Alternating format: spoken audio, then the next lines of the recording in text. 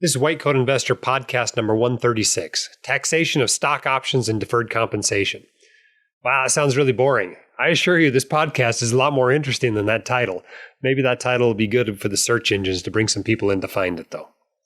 This podcast is sponsored by Bob Baiani at drdisabilityquotes.com. He's a truly independent provider of disability insurance planning solutions to the medical community nationwide and a longtime WCI sponsor. He specializes in working with residents and fellows earlier in their careers to set up sound financial and insurance strategies. He's very responsive to me anytime readers have an issue, and recently got this feedback by a reader. Having had some pretty terrible financial salesmen come speak to my residency program, I'm trying to do better now that I curate our conference as a chief. I wouldn't hesitate to recommend Bob to anyone, and his place on your recommended page is well deserved. So if you need to review your disability insurance coverage to make sure it meets your needs, or if you just haven't gotten around to getting this critical insurance in place, contact Bob at drdisabilityquotes.com. or by email at info@drdisabilityquotes.com, or by calling 973-771-9100. All right, our quote of the day today comes from Thomas Stanley, who you'll know from Millionaire Next Door fame. He said, high-income producing but low-net-worth physicians have a propensity to acquire luxury items such as expensive prestige makes of motor vehicles, but balance sheet affluent doctors drive Toyotas. That makes me feel good because I got 2 Toyotas in the garage. Thanks for what you do. It's hard work. I had one of my partners come to me the other day and say, man, I'm feeling burned out. He works 15 nights a month, and I'm not surprised that he's feeling a little bit burnt out. I was burned out working 3 or 4 nights a month.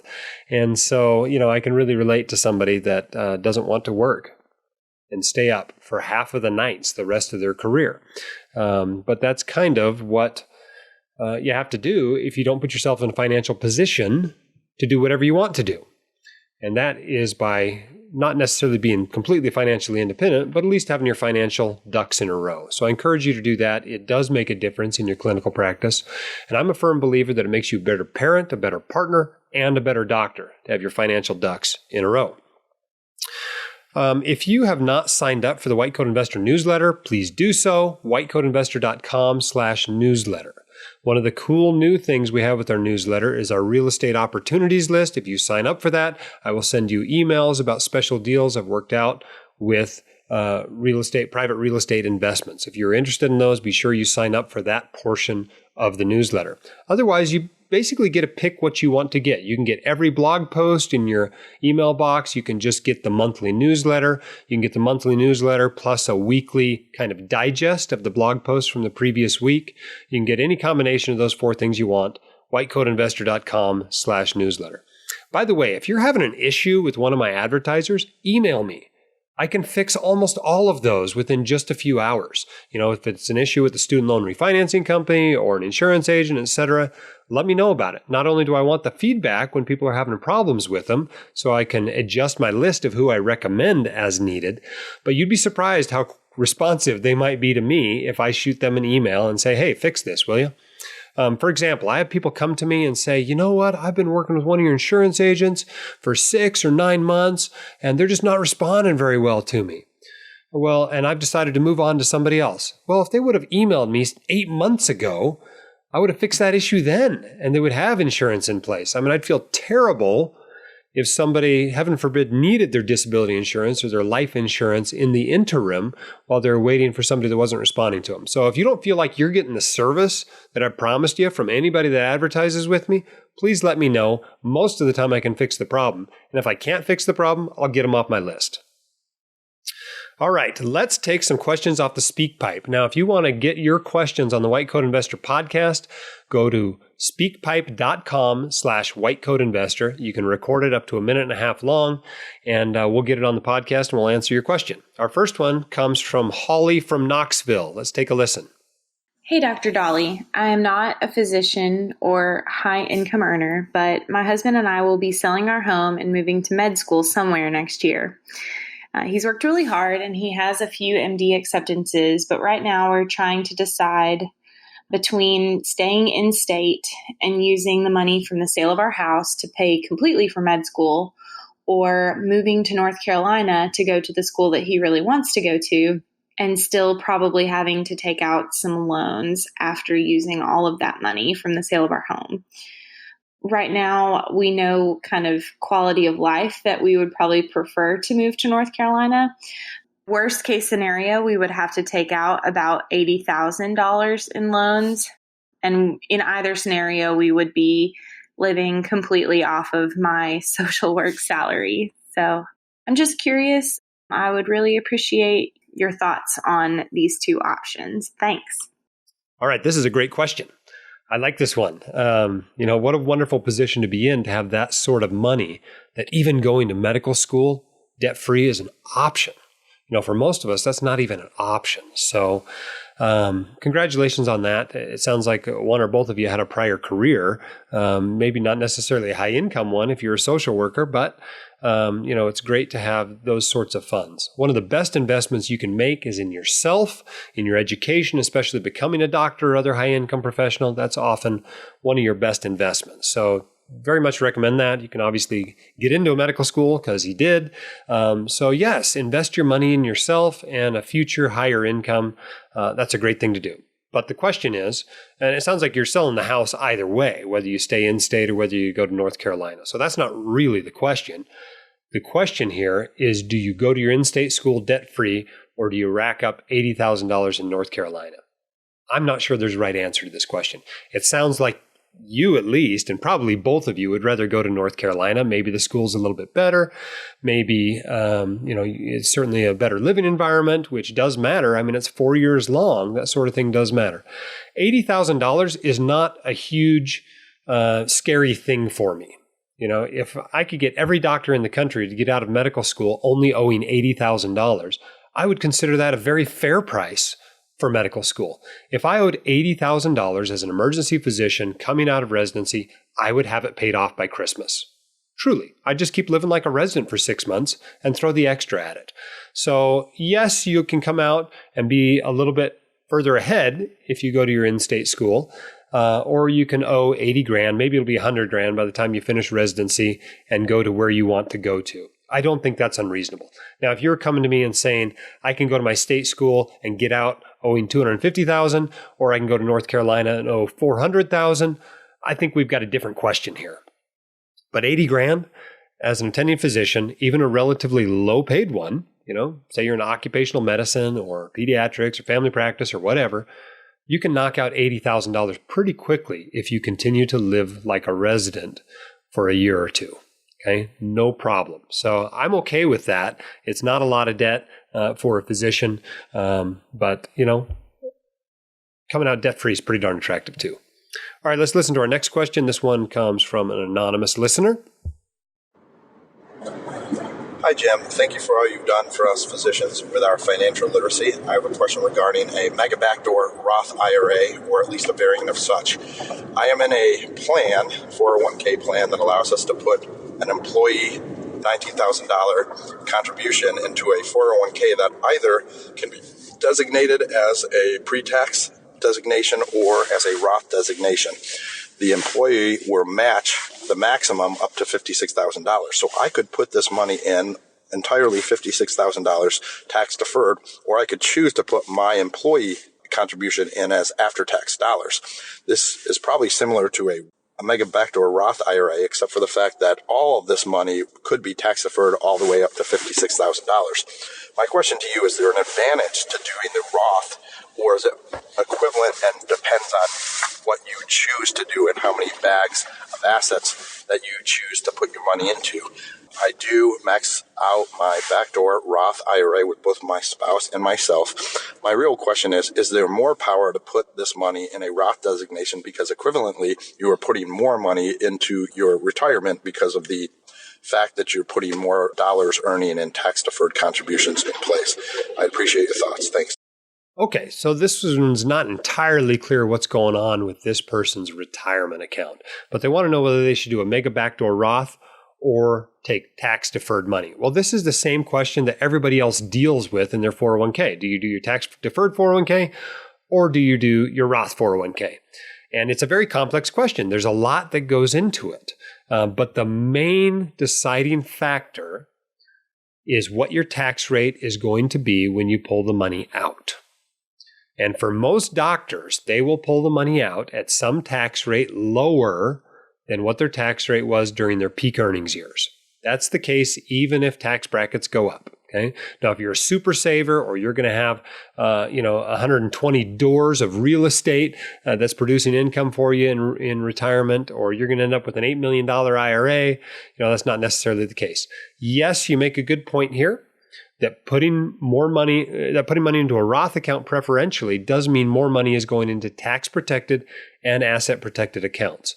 But at the same time, you don't want to be paying 35 or 37% taxes on something that you could later pull money out at 10%, 15%, 20%, etc., just to get that benefit. So the general rule is during peak earnings years, use tax deferred accounts as much as possible. During non-peak earning years, use tax-free or Roth accounts as much as possible. But that's a rule of thumb. There are lots of exceptions to that. You might be one of those exceptions. I really don't have enough information to really know. Okay, this one comes in via email. Hi, I'm trying to figure out the best option for my current 403B money when I leave for a new job, which is also going to be a W-2 job. Should I leave it in the current location, which has decent options? Should I transfer it to a solo 401k? Is that even possible? Or should I transfer it into the new job 403B? Well, if you have no other income, if there's no self-employment income, if you're not self-employed, you can't just go open a solo 401k. Now, you could get some self-employment income. You could do some moonlighting.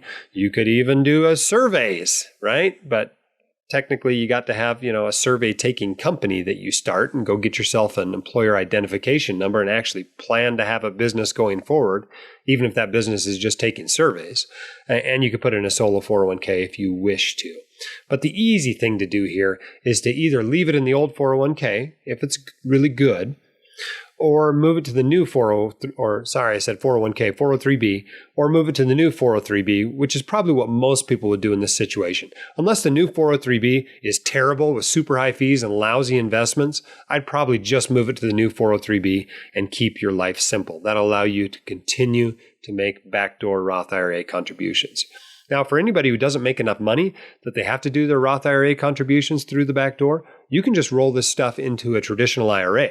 That was the classic advice for years and years and years. It's just not the right advice for a high income earner because it precludes you from doing backdoor Roth IRAs every year.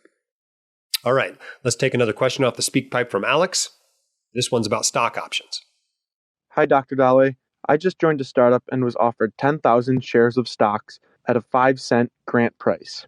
If in 3 years the company is acquired by a larger company at $1 a share, what are the taxes that I'd have to pay? Are all the taxes paid at the time of acquisition? Is it in the capital tax bracket? What else should I know about these shares? Is there a way to mitigate these taxes in any special way? Thank you for all you've done. It's been a great help. All right, so Alex was offered some stock options. That's great, especially if this company does great, but he wants to know how they are taxed. Well, it turns out this is really complicated, and I don't actually have enough information from you, Alex, to answer the question.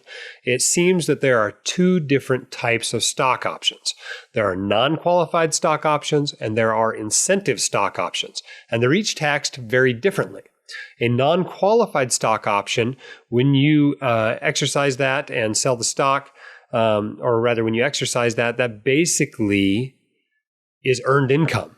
Not only do you have to pay your full ordinary income tax rate on the difference there between the two prices, between that 5 cents and that $1, but you also have to pay payroll taxes. You got to pay Social Security and Medicare taxes on that. That's called a non-qualified stock option.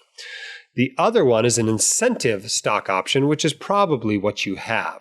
But the way these are taxed really depends on a couple of things. First of all, whether you're subject to the AMT, because this could actually even make you subject to the alternative minimum tax, because it's a preference item for the AMT. And so you got to bear in mind that it might increase your alternative minimum tax. But basically, if you exercise the option and sell the stock within the same calendar year, you're paying tax on the difference between the market price at sale and the grant price at your ordinary income tax rate. If you hold on to it, if you hold on to the stock, the difference between the grant price and the market price becomes an AMT preference item. So you might end up having to pay AMT on that. Now, you can get a credit for excess AMT tax paid, but it might take years to actually use that up, depending on what your AMT tax situation is. What you need to realize, though, is if you hold that for a year after that and then sell the stock, well, at least the sale of the stock is now going to only be taxed by at your long-term capital gains rate. So that's a little bit better. So assuming you have incentive stock options, the idea is to hold on to that stock for a year after you exercise it and then pay it at the lower long-term capital gains rates. I hope that's helpful and answered your question. I don't deal with a lot of stock options because doctors don't get them very often. And so it's not a common topic on my blog or on the podcast. But certainly if I have botched that, I assure you I will hear from it soon. Speaking of which, I've got a mea culpa I need to acknowledge from our recent podcast on the taxation for vehicles. Okay, I got nailed on this one because I said a Tesla Model X does not qualify for the special tax preference that a car that weighs over 6,000 pounds in gross vehicular weight qualifies for. And it turns out I was wrong. It's not about the weight of the car. It's about the weight of the car with all the people and the cargo in it. And so each manufacturer comes up with a GVWR for the car.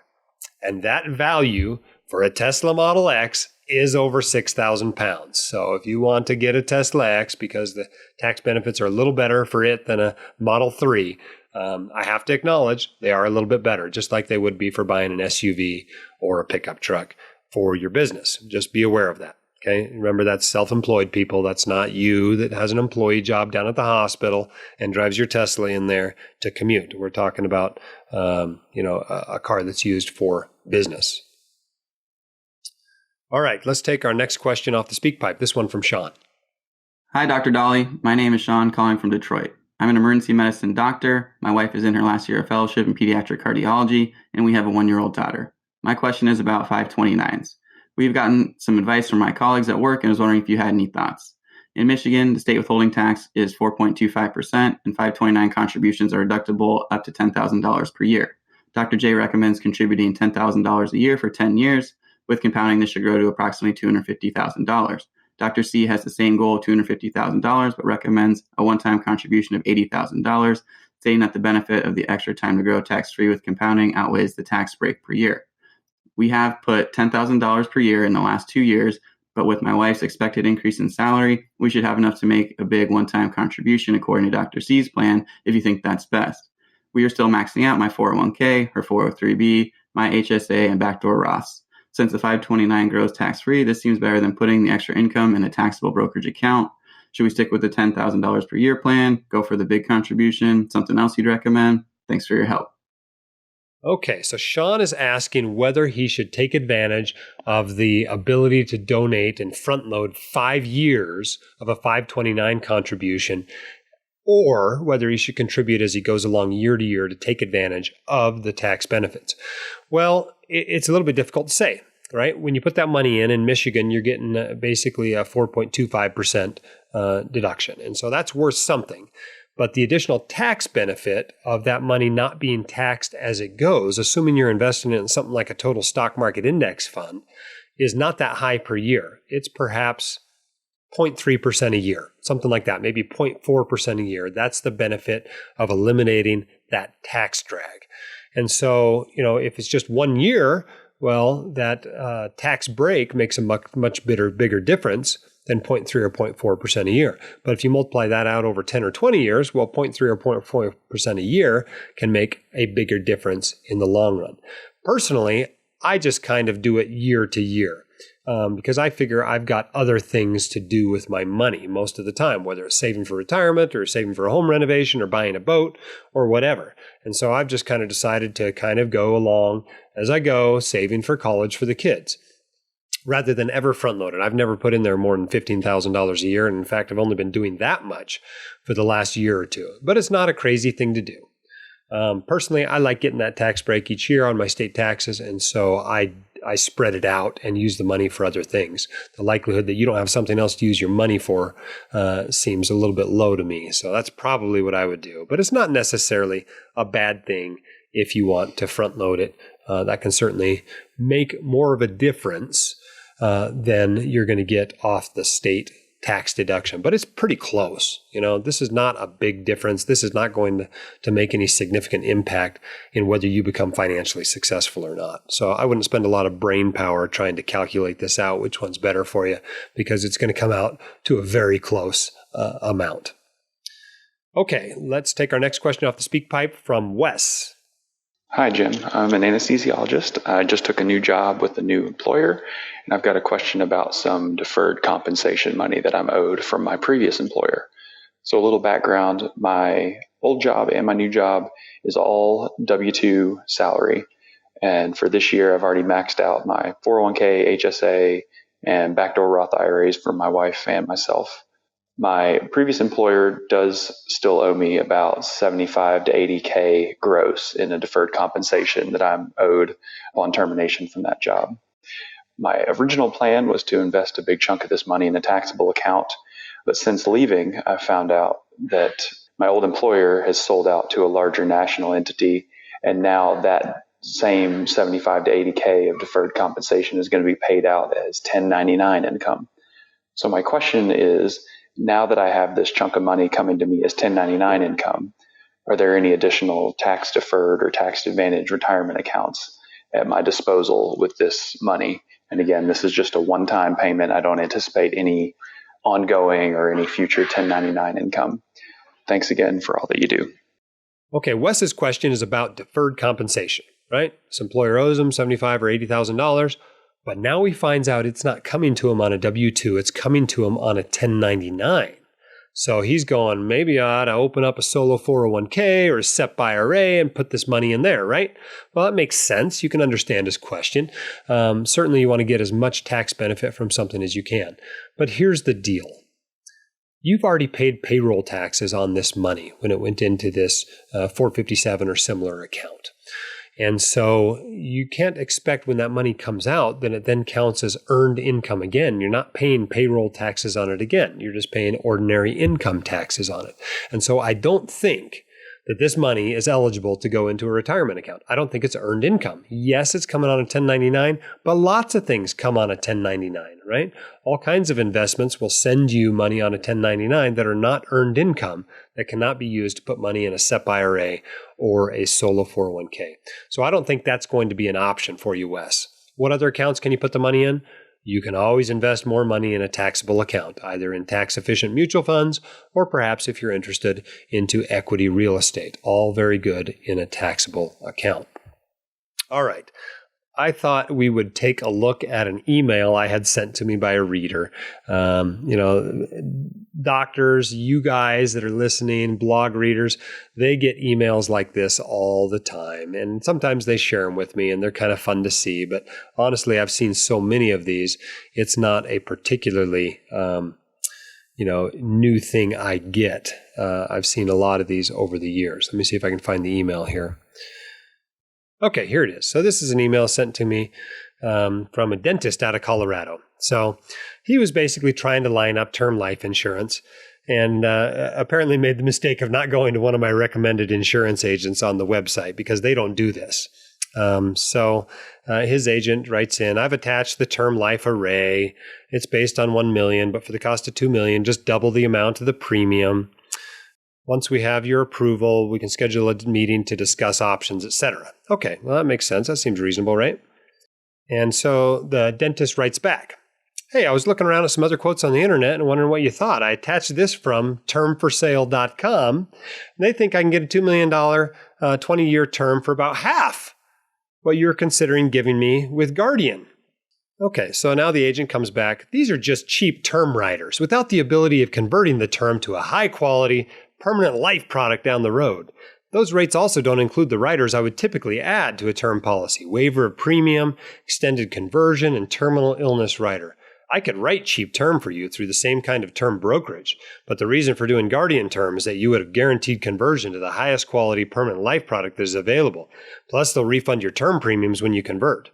We haven't had a chance to discuss permanent life insurance with you yet, but it plays an important role as a key asset within your overall financial plan. When you learn how it works, you'll likely want to convert some or all of your term over to that kind of permanent coverage. Doing the term for now just locks in the protection. All right, so here comes the pitch, right? This is the pitch to buy not only whole life insurance, but return of premium whole life insurance.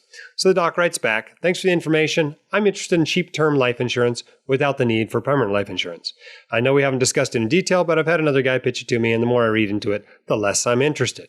If Guardian can't do a simple term life insurance policy, then let's shop somewhere else. Thanks for the offer, though.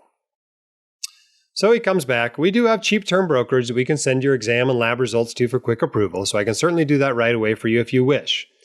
However, he launches into another sales pitch. On the permanent life insurance policy, I work with thousands of high-income, high-net-worth families all over the country, and I can assure you that if you use a properly designed permanent life insurance policy as part of your overall plan, in addition to retirement accounts, Roths, non-qualified investments, etc., it will help you have more income in retirement, better tax efficiencies, and you will be able to have if you only use term life insurance.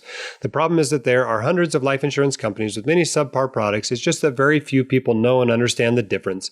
So the naysayers that you are reading articles from say negative things about permanent life insurance. They simply don't understand this difference. I can show you how it's done, and I can pretty much guarantee you're not going to see it from anyone else, but we'll have to take the time.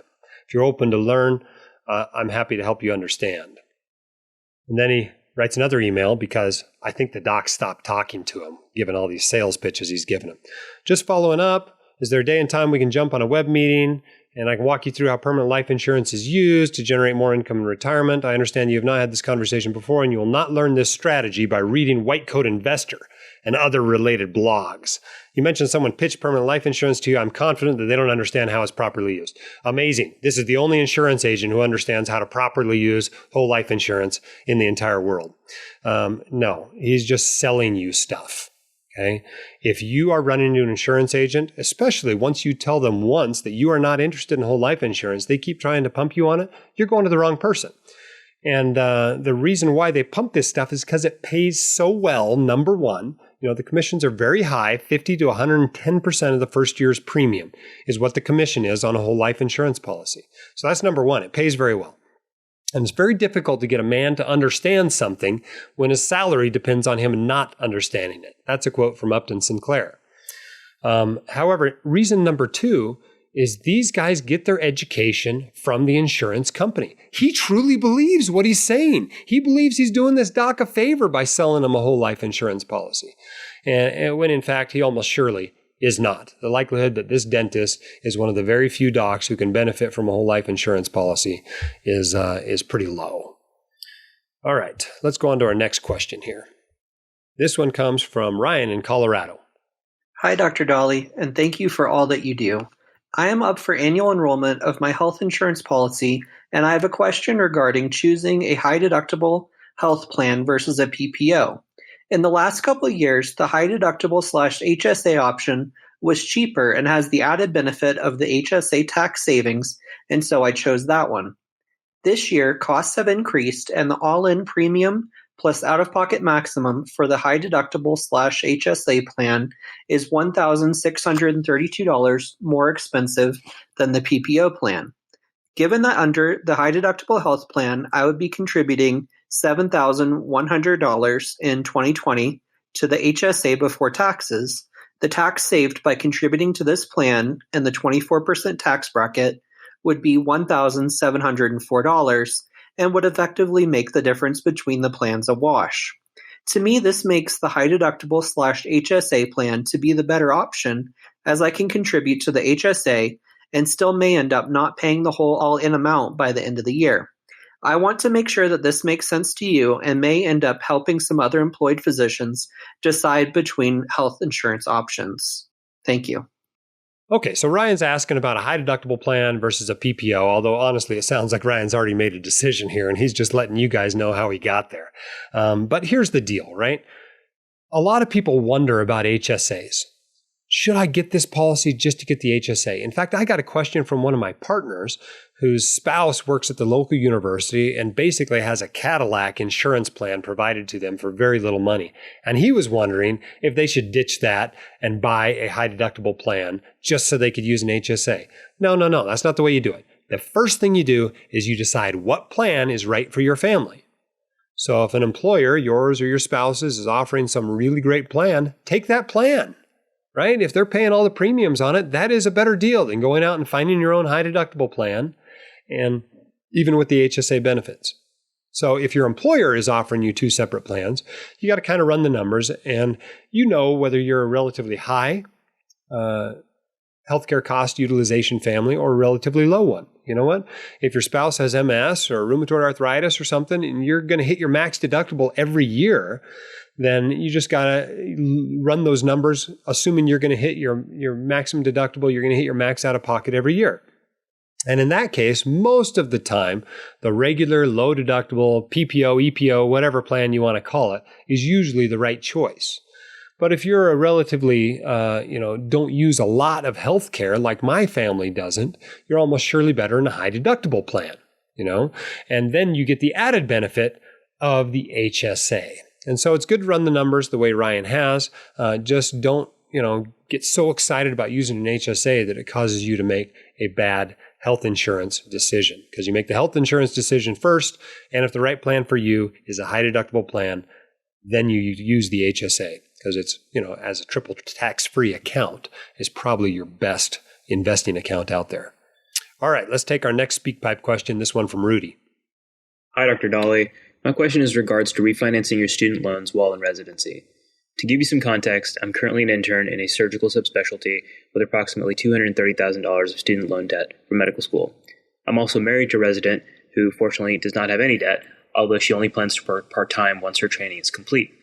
I'm currently leaning against a future in academics, although I haven't ruled it out completely, so I don't know if PSLF is necessarily for me. I do know, however, that there are some advantages with not privatizing my loans, namely the ability to put my loans in forbearance should the need arise. I'm currently scheduled to begin payments to the Pay-As-You-Earn program in December of this year, and I was wondering if you had any guidance on when or if I should refinance my student loans. Thanks for all you do. Okay, this is a great question. When do you refinance your student loans in residency? So Rudy owes $230,000. He's married to another resident that's debt-free. That's wonderful. He thinks he's probably not going into academics. Well, how much is that probably? Is that a 5% chance? Is that a 20% chance? Is that a 1% chance? If you really think there's a decent chance you're going into, an academic position or going to work for the VA or some sort of position that will qualify for public service loan forgiveness, you don't want to refinance your public loans, your federal loans in residency, because once you refinance them, that's it. You are not going to get public service loan forgiveness for those loans. So if you think there's a halfway decent chance you are going to go for public service loan forgiveness, don't refinance. The second issue he brings up is forbearance. Come on, you're a two-doc family. A two-doc family, you only owe $230,000. You really think you're going to need forbearance? You're not going to need forbearance, okay? I mean, come on.